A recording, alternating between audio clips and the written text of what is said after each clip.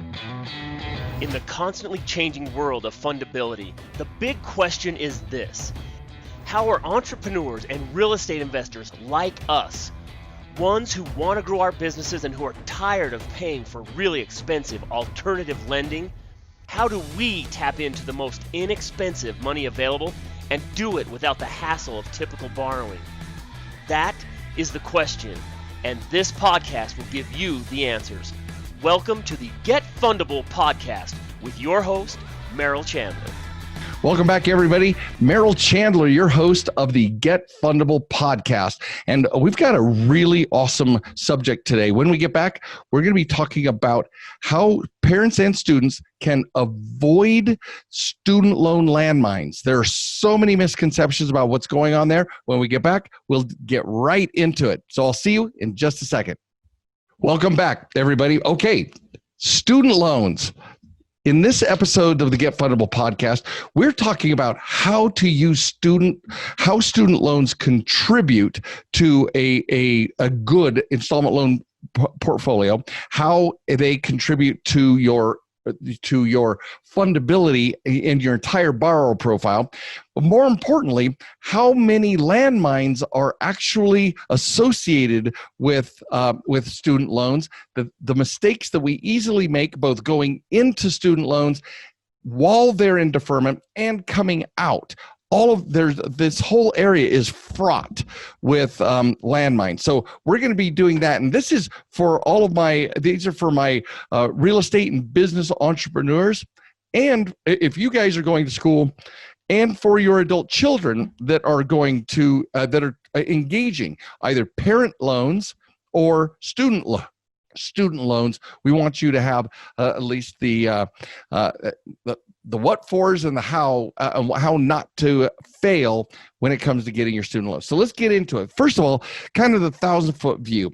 Today, I'm going to be going over several areas. The first one is before you get a student loan. Now, I'm going to be offering at the end of this, when you can write this down if you're listening. If you are viewing, you can find it in the program notes, both in like Apple or Stitcher or whatever you're listening to your podcast on, or you can go to getfundablepodcast.com, look in the blog, into the written version of this episode, and there's going to be a link. It's called Get Fundable Student Loan Checklist.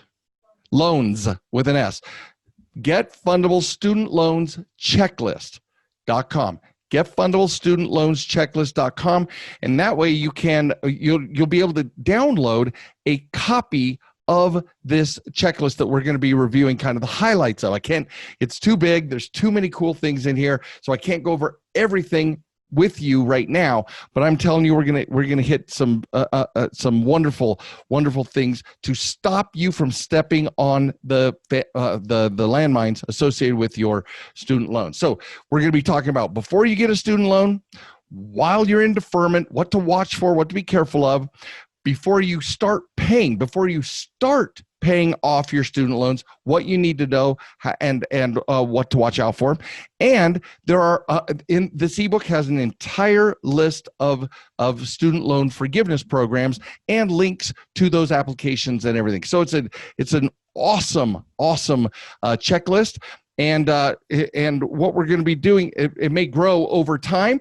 So once you go there, input, just tell us where to send it. It'll ask you for your email address, and we will send it to you, and you can download that. So let's get to it. The first thing we need to watch for is, what are we doing while we're evaluating student loans?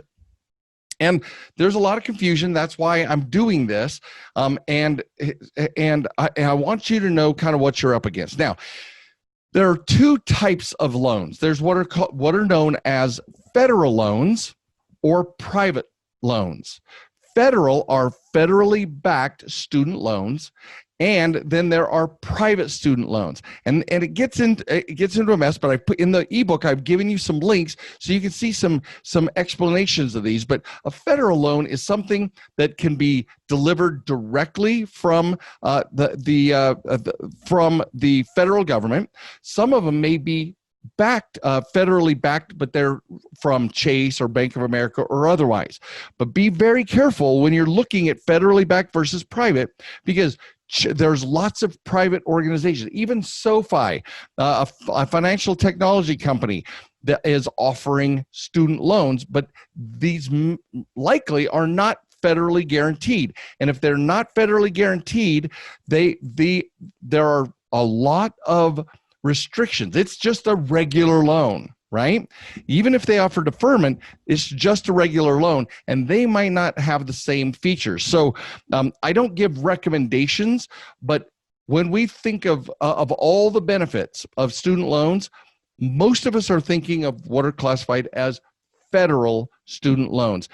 Now, these federal student loans are usually referred to as direct.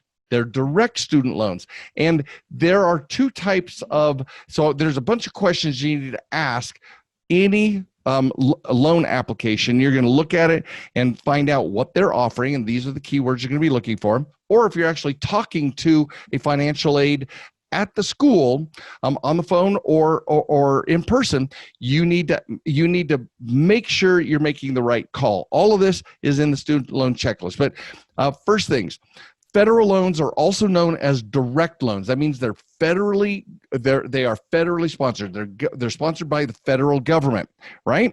And then after you find out that it's federal or private, the next question you're asking is it deferred while I'm in education, or do I have to start paying it?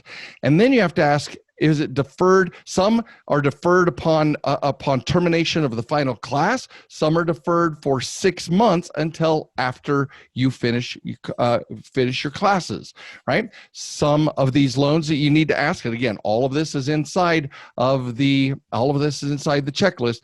You need to ask if it's in deferment. Then when does that deferment start, and how many class loads? What's the class load you need to take or your child needs to take in order to keep it in deferment? Some are only part-time. Some of them can be 6 hours or 12 hours versus 8 and 12 hours is usually considered to be full-time. Some of these federal loans, federal backed loans may go down to as few as 6 hours to stay out of deferment. But you got to ask when does the deferment end? All right. And then what are the conditions that your deferment status and payment begins? So the other thing you need to ask, especially my real estate and business entrepreneurs, you guys need to know that if you're doing it for one of your children, there's what's called an endorser. Now, between you and me, I have no clue, guys, why it's co-borrower here, co-signer, co-borrower, co-signer, co-borrower, co-signer, and then all of a sudden, the exact same term or the exact same responsibility, federal student loans use the term endorser. I have no idea why everybody's just trying to make it confusing, but an endorser is the parent or a grandparent or a guardian is co-signing on the loan. So you guys need to know exactly what that endorser's responsibilities are, and we'll get into that in a moment when it comes to repayment. I've got some killer ways to avoid these landmines. I'm telling you, when I listen to client stories, when I get, when I have my daily and weekly meetings with my team, and they're bringing up particular situations that clients are running into, student loans are probably the biggest pain in the patukas of all of them. So because there's so many things that they didn't know when they took them out, or there's so many things that the parent didn't know, and that an endorser doesn't sound like a cosigner. So all of a sudden, the parent's wondering, why did I get a 30-day late when my child is paying off their loan? So if you're an endorser, that means that you are a cosigner, you are a co-borrower, you are fully responsible for the entire balance of the loan and to make the payments on time. Both of those. You're responsible for the balance, but you're also responsible. If your son, daughter doesn't make that monthly payment, before it goes late, 30 days delinquent, you need to be, and we'll get into the ways to protect yourself against blowing yourself up. All right. And then once you know, you also need to know, but some people say during this period, so how long do I need to keep the loan? Some people want to pay the loan off, etc. If you've been to my boot camp, if you've been to Mastermind, you guys got to know that you're going to get the most points by allowing to pay on those student loans for 24 months. That gets you through the 24-month look back period and gives you a solid payment history before you go to pay it off. I know some people reasonably gift their children the payment of a student loan. Some people, there's all kinds of situations that folks run into, but it's best fundability wise, which is why you come to me.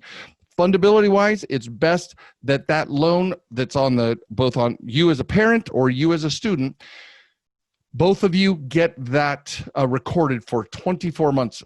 After the 24 months, pay it off if you have the means to do so.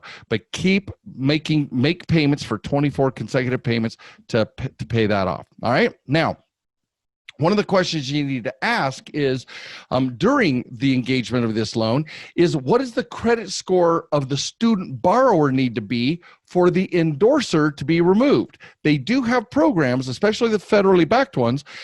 After X number of payments, the endorser can be removed, but it varies by a lender or program. So that's one of the vital questions you need to ask. Again, it's in the ebook, the checklist that you can download at Get Fundable student loans checklist.com. Now you want to make sure that, all right, so let's go. Those are the outline in this. These are the outlines for how to prepare. What do you need to ask about a loan to know the terms that you're under before you actually engage the loan? Now let's talk a little bit about what to do while your loan is in deferment. Now, this one is catch as catch can. And as you know, the administration for COVID has extended student loan moratorium. Both the zero interest is being applied. They've extended that through December 31st of 2020. So the thing that we need to have dialed in, and where we're on the bullseye, is how do we treat the student loan while it's in deferment? Many people just watch, and so you got to ask the question, am I accruing interest while it's in deferment? Some do, some don't, right? There's a moratorium temporarily, but this is going to have this podcast episode is going to have a shelf life. So you've got to know, are they accruing interest during deferment? Now, or some of them don't doing it during deferment, but it starts after, when the 6-month program starts, they start accruing after the 6 months or from the time of where you terminate the term of your education after 6 months. During that 6-month period, they may be applying interest. Vital questions to ask your student loan provider. But what do we do while you're in deferment? So if they are accruing interest, and many do, what most of us don't understand is that let's say it's $10,000 for a student loan, all right? And you're going through 4 years of school, and that balance is accruing because the interest is accruing. So on your profile, on your borrower profile, it shows that $10,000 was the original loan amount, but it shows the current balance is $11,000, $12,000, $13,000, and it's slowly growing.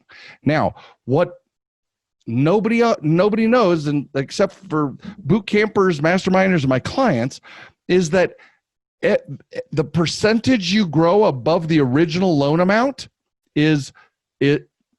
If you do not, if you go above that, FICO counts it. This was one of the questions that we asked at FICO World, and the chief scientist Ethan Dornhelm said that they do not account for the algorithm. The FICO scoring algorithm does not account for accrued interest. If you're above the original loan amount, it's bad juju. It's bad juju on revolving accounts. It's bad juju on installment loans. So while your loan is in deferment and it's accruing interest, you want to do what you can to make payments, and you got to authorize this. One of the questions you need to ask your servicers: if you make payments, does it come out of deferment? Most of them will allow you to make interest-only payments. That's one of the things that's going on right now in the COVID environment, is that they're saying that during this 9 months, 12 months of a student loan interest deferment where payments are not required, the federal government's actually encouraging people to take advantage of that and reduce the amounts, right? I'm going to tell you that is a bold and smart move, even if it's in deferment. So number one, make sure you talk to your servicer that you can make payments without it triggering it out of the deferment status. But if you can make payments, at least make enough to keep it at 100%. Your loan amount cannot be higher. Your current balance cannot be higher than your loan amount. Now, if you allow it to go there, the greater the percentage, the less valuable you are to a lender. Because FICO's not saying, oh, this is a special case. Students get to accrue that. All underwriting software is looking at is, what was the original balance? Oh, they're letting that balance grow. So make enough payments, interest-only payments, or make enough to keep that at least 100%, so that the loan amount and the current balance are the same. Now, I encourage you, especially if your lender doesn't making a payment doesn't let it, if making a payment doesn't trigger it out of deferment status, then get it down to 95% and just keep it at 95%, right? Pay a little extra, get it down to 95%, which is beneficial to you, and makes your fundability look much better. Get it at 95%, and then start making interest-only payments if at all possible. Now, the whole point of student loans is that we don't have to pay them until we get a job. But I'm telling you, 4 years of allowing interest to accrue on a loan, and your current balance is way above your original balance. It's FICO doesn't have a student loan exemption. We've got to take care. So parents, if you're supporting, give for a birthday present, for a birthday present, for a Christmas present, as parents, if you will pay down to 95% on interest and make those interest-only payments, I'm telling you, get those kids' balance under 100%. Greatest Christmas or birthday present that you can give them.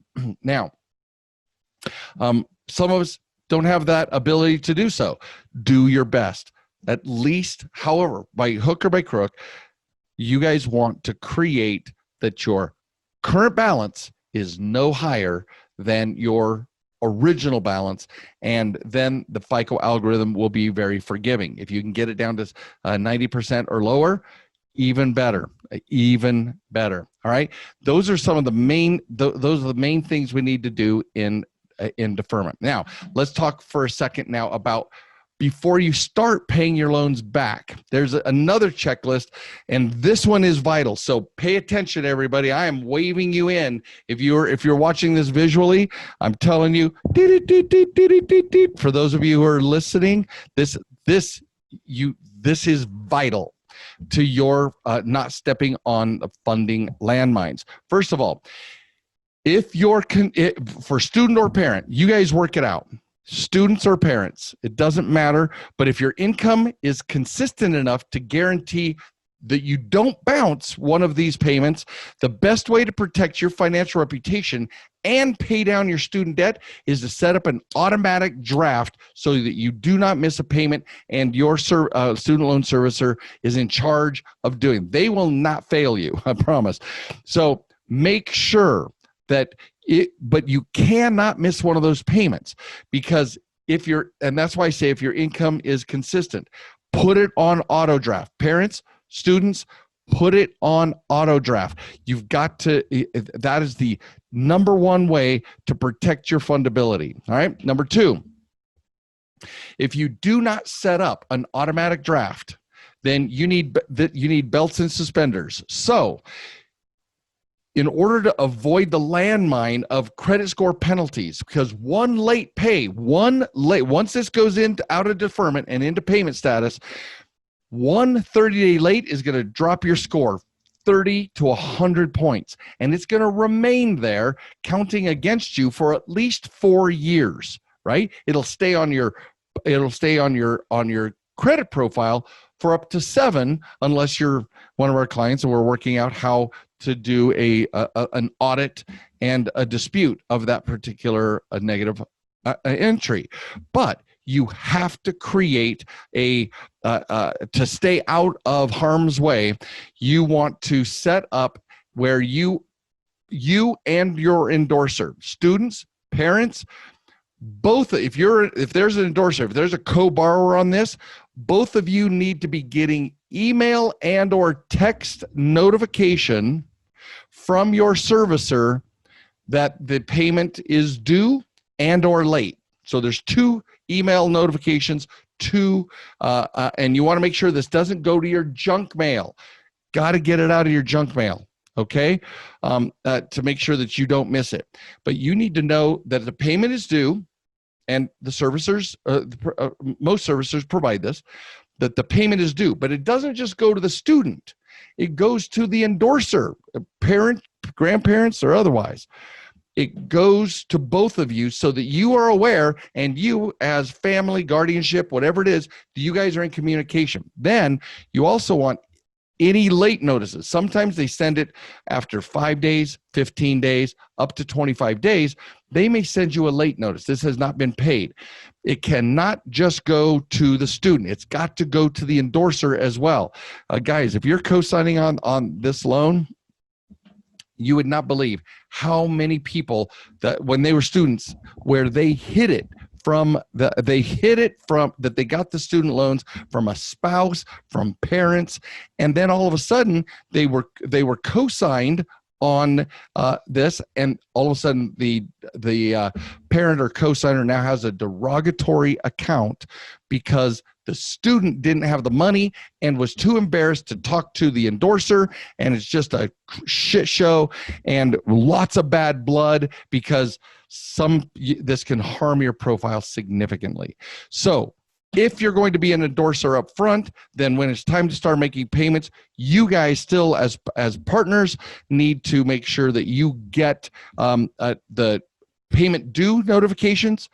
I prefer text and belts and suspenders, text and email, and any late notifications so that the endorser has the capacity to protect your damn profile. You don't want embarrassment or shame on one party to negatively affect for at least 4 years the other party. So those are the things you need to do, endorsers, to protect your interests, and students, same with you. You've got to protect your profile. Your credit profile is the most powerful asset that you have for coming out of school and getting started in the world. So everything we need to just make sure that you are and you can also set up payment dues on your calendars. I'm just telling you, belts and suspenders, guys. All right. Now, remember, you also need to find out, and I coach boot camp and masterminders, clients. You guys all know that you must find out what constitutes 30-day notice. 30-day notice for some, 30-day notice in February of 28 days may not mean March 2nd. It may mean 28 days. So you've got to find out what 30 days late means so that you guys have all the time in the world to plan and create the best plan for you to repay these loans without derogatory indicators. All right. So yeah, 2 channels of communication. And after 24 months of faithful payments, you may be able to reduce your monthly payment amounts by refinancing your loan. So this is where this is what's really cool. You once you hit that 24-month look-back period, you can refinance the loan and consolidate. So let's say you have 5 loans. And if you're if you're a solutions client, then talk to your team about this, you guys, because let's say you have 5 loans, but you don't want to consolidate them down into one. You may step it. You may take 5 loans, consolidate down into, let's say, 3 loans, and then consolidate down into 1 loan, each of these periods being at least 24 months. So you're maximizing your fundability. You're maximizing the FICO algorithm to give you full 24-month look-back period on each one of these loans. You can consolidate more than once if you're going, well, yeah, I've had clients literally 20 plus loans, and we step them down into consolidating. So because the payments don't change, but many times the interest rates might. So you can get lower payments or shorter terms based on the conditions. You're able to take a look at it every 24 months and see what the best thing is for your fundability and perhaps even saving money on your payments. Now there are also income. Now this is a cool one. The federal government offers income-driven repayment plans that can provide relief by capping your loan, your payments at a particular percentage of your income, and that percentage of income may be based on your what you are doing for a living or what your ability to repay is. So there's a link in your checklist. You can go to studentloans.gov and recertify every year. So you may be able to get income, a percentage of your income rather than a flat repayment amount, but you have to recertify every year to make sure that those conditions still exist, right? Cool stuff, right? Isn't this awesome? You guys have got, and we're going to be doing more and more podcasts on particular credit instruments and how to avoid the landmines and how you can have them literally give a blessing to the fundability of your borrower profile.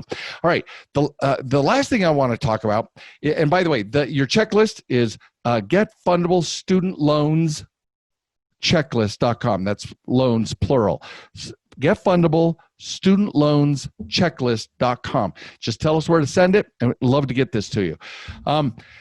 Now, there are a number of forgiveness programs, and I just want to review these, go through them. The links are all in your, so I kind of list what the various loans are, or the loan forgiveness programs are, and I give you a link so that you can go read from the horse's mouth themselves as to how to apply, and these will take you to application pages, et cetera. So, first one is what's called the Public Service Loan Forgiveness Program. And the vast majority of these guys, every one of these, to be forgiven, it's got to be federally backed. It's not one of the private loans that's a bank-only loan, right? Just because it comes from Chase, as we said at the beginning, you got to make sure, is it federally backed or is it a Chase private student loan? These, generally speaking, forgiveness programs do not apply to any of the. Bank of America is not going to forgive you a loan. It's basically just giving you a loan so you can use it as a student. So the public service is if you work full-time for an agency of the federal government or for nonprofit organizations, and you make 125 qualifying payments, and you've got a percentage of income, meaning you're repaying your loans under the income-driven repayment plan. Those are the big ones. Work for the federal, U.S., state, or federal or tribal government or nonprofit organizations. Let me go over this again. U.S. federal, state, local, or tribal governments, so city, county, state, federal governments, and not-for-profit, 501c3. It cannot be any other kind. It has to be a 501c3, not-for-profit. If you work full-time there and you have a direct loan and you made 120 payments and you've been paying it as a percentage of your income, they will forgive after the 120 payments, which is 10 years, they will forgive the balance of the loans. And I give you the link. Now, there's other student loan forgiveness programs. There is teacher forgiveness. If you have become a teacher, there's criteria for how long you have to work as a teacher. But if you become a teacher, there is a loan forgiveness program. There's a school closure discharge of your loan. It'll be forgiven if the school actually has dissolved. So those are things you need to check. If you're watching this and you're already in your repayment mode and they're Nelnet or Sally Mae or whomever is receiving payments, but your school no longer exists, and then there are certain criteria, but go check it out. If they close that school, then there may be a discharge available to you. There's also for total, now I don't wish this on anyone, but if you have been partially or permanently disabled, then there is a disability forgiveness program. There's a discharge due to death, and this goes for both, and again, I don't wish this on anybody, but if the death of the student or death of the endorser, then the loan can be forgiven. Follow that link to find out if you've had a tragic loss in your family or otherwise, and you need to know the details. There's a borrower defense to repayment, meaning this is interesting. You can actually make a case as to why you don't fit any of the other criteria, but you need a break.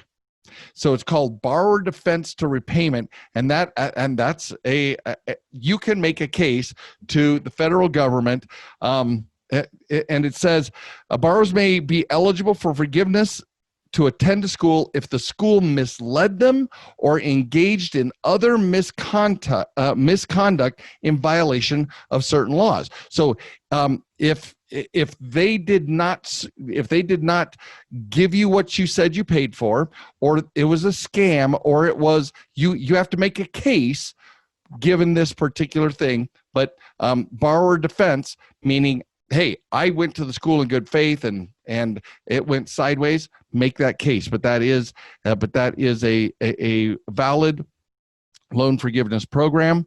And then there's a false certification discharge. Now, I don't know if you guys remember, the parents may remember, students, you may be a little young, but over the last 10 years, there was not so much now, but over the last 10 years, when the federal government made trade schools a part of the student loan process, I mean, trade schools went up overnight. I mean, literally hundreds and hundreds of trade schools. Get an IT, the big ones have kind of distilled out, and the market is a little smaller there.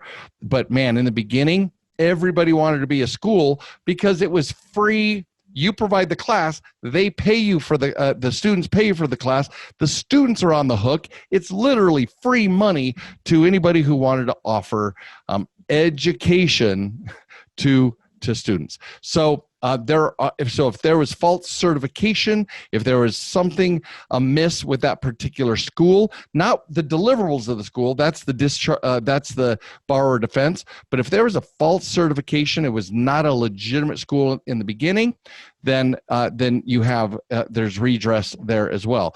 There's also in rare cases, there's discharge due to bankruptcy. Discharge due to bankruptcy doesn't have to happen often, and part of the reason why they don't allow you to put a student loan in a bankruptcy in most cases is because since you're going to be likely a tax-paying participant in the economy, they can withhold any of your tax returns that would normally go to you and pay it towards your student loan. So they don't let you discharge in the bankruptcy, and they will collect from any tax returns that you have monies owed to you after you've submitted your taxes. If you owe a student loan and it's in arrears, they will capture that. In fact, I believe that there is a section on the 1040 extended. It's not 1040 EZ, but on the 1040 long form, you can actually pay your student loan with your tax return by checking a box, meaning make a payment towards. So that's like an additional thing that you can add there and make it part of your overall financial plan to take your tax returns and reduce especially if you're over 24 months in payments and you can't refinance, then make it you can use your tax return as a contribution to the retirement of that student loan debt. And then the finally one was unpaid refund discharge. And if you follow the unpaid refund, I'm going to read this one to you from the links. I'm using the official the federal student aid website. If you withdrew from school and the school didn't make the required return of loan funds to the loan servicer, you might be eligible for a discharge of your federal student loans. So if you left school and it's prorated and they did not give, and the school did not give the money back to the feds, that's on them, not on you. And that's one of the ways in which you can review your status and check to see if that forgiveness program applies. Whew, pretty cool, right? Now, the thing I'm going to tell you is that I'm always building this content, So I'm going to give you a little hint. Shh. The place to go will never change. Get Fundable Student Loans Checklist. Never going to change. But I would check back in a month or so, because this is going to be fleshed. This checklist, which is extremely powerful right now, is going to be fleshed out even more. Come back, put in your email again, and we'll send you, and you'll get the new copy, because I'm going to be updating the same link. So just come back to it and check out how it may just be a couple of pages longer, but I'm committed to having everything I can possibly give you. And this is what we have so far. But a lot of things are going on in this last quarter with COVID, with the federal government, what they're doing with the student loans, the moratoriums and deferments they're putting on it. So I will update this over time. Just come back, grab a new copy, and we'll send it to you. If you have any questions, go to our Facebook Get Fundable page and just chime in and say, hey, I just watched this. My team and I, we monitor our Facebook every single day. If you have thoughts, questions, comments about this episode, go open up your Facebook, and just in the search, Get Fundable. You're going to see my bright and shiny face, and click on that link. Just put in the comments, and we will we'll give you a shout out. We'll answer your questions, and we'll explore that there. It has been my pleasure to review kind of this deeper dive into student loans, what the landmines are, how to protect against them, and I wish to every one of my clients, I wish I had done this 5 years ago, so that my clients wouldn't have had the problems that they have now had they watched these podcasts. So this is Merrill Chandler, your host of the Get Fundable podcast. And just remember, the only way to become effable is to work on that borrower profile and your borrower behaviors. How you treat your student loans is going to project good or bad messages to your current and future lenders, and I want them to be awesome, totally effable messages. Fair enough? You guys have a great day, and we will see you on the inside. Thank you for listening to the Get Fundable podcast. Please leave comments, because Merrill would love to read about your aha moments from this episode. And be sure to visit getfundable.com to read our blog, get important links, join our community, and much, much more, like ordering Merrill's tell-all book that is changing the world, The New F Word. And you got to tell your friends about this podcast because we want them to get fundable too.